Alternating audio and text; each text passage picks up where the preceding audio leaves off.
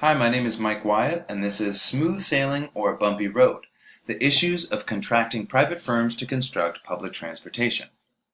So, BOT, PPP, easy as ABC, what am I talking about here? So, a BOT is a build, operate, transfer, and a PPP is a public-private partnership.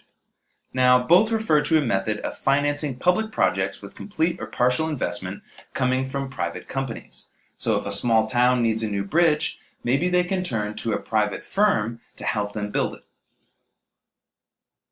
So are all PPPs and BOTs the same?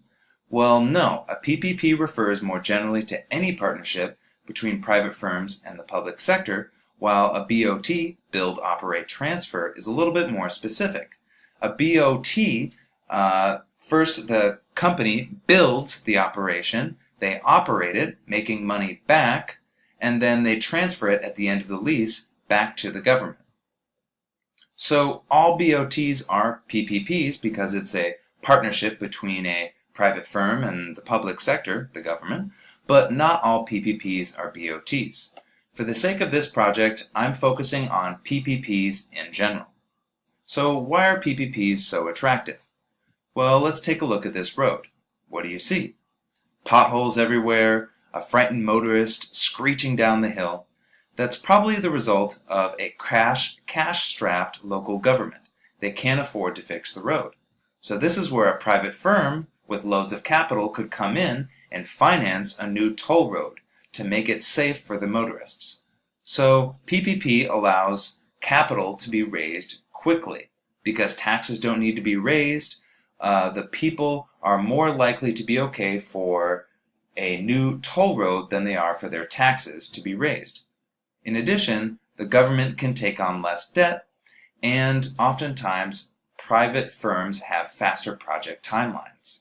So why am I interested in PPPs?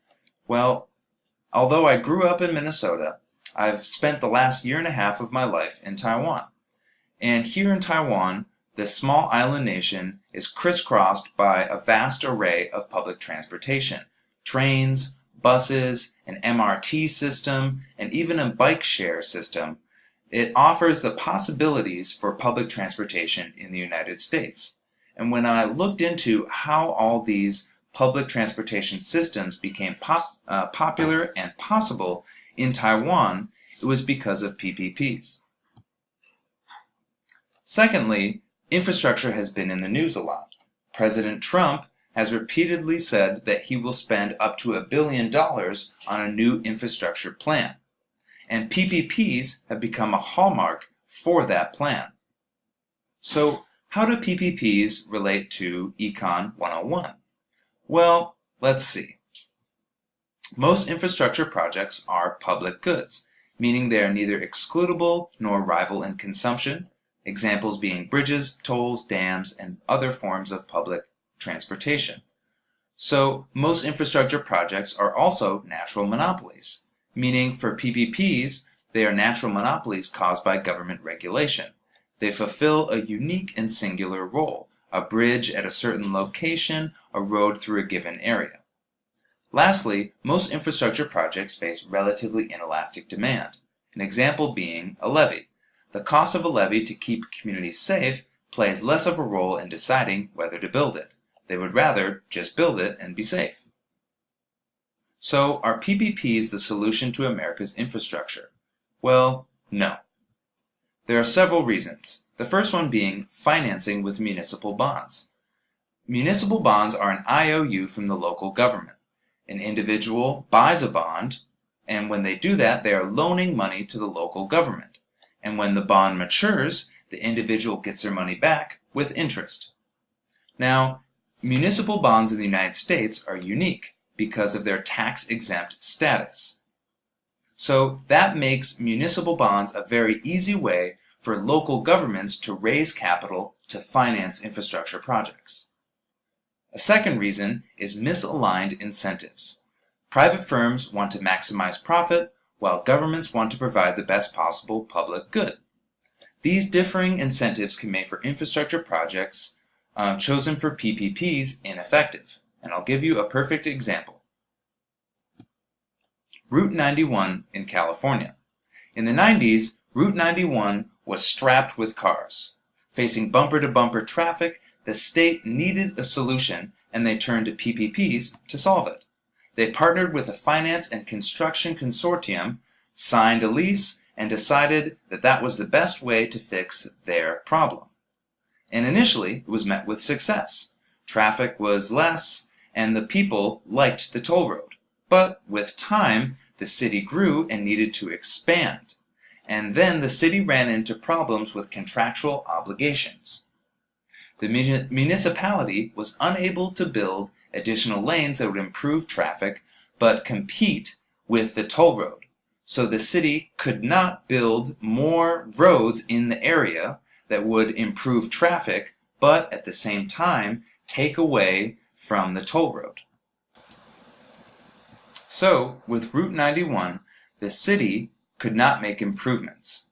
So they tried to make improvements upon the public good of the roads for everyone. The contractors wanted to maximize profit.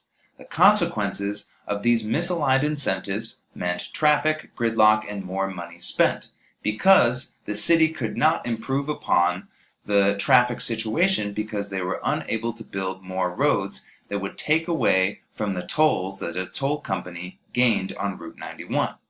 So the city's inability to build for the future created a negative externality for the community. One more example is a toll road in Indiana. In 2006, Indiana makes a deal with Macquarie and Sintra, a Spanish company that builds toll roads across Europe. They signed a 75-year lease, paying the state up front in cash for the right to collect tolls and recoup the costs to make a profit. The problem is, a company is always profit maximizing. So, during a flood, the state did not want people to be limited to use the toll road to escape the flood. So the state waived all toll road fees and had to reimburse the toll company for operating the road. Thus, more money was spent by the state on the toll road. In addition, the consortium who the state contracted with filed for bankruptcy only a few years later. So, tolls shot up when the subsidies ran out. There are other glaring issues with PPPs as well. There are differing incentives, as mentioned before. There are many parties that need to be satisfied. Public opinion is not always in favor of PPPs. People can often be wary of privatizing a previously government-owned public good. And the political cycle. I want to cut that ribbon. The political cycle often only lasts 2, 3, or 5 years, where the cycle for infrastructure can last 5 to 10. So the desire for local politicians to want to gain political clout through infrastructure projects does not always match up with the ability of the companies to build these infrastructure projects in time. So to summarize, there are pros to PPPs. It allows a local government to quickly raise capital for a project. They can efficiently complete projects and potentially limit the public debt and the need to raise taxes. But there are also many cons to PPPs. They are prone to contractual issues. They often suffer from conflicting incentives amongst many parties. They can't escape the political quagmire, and for the United States, cheaper financing options through municipal bonds are always available, making it a much better idea to finance traditionally through municipal bonds than to spend more money with more risk by taking on a PPP. So for this reason, I think that PPPs are not the answer for our country's infrastructure woes. Thank you.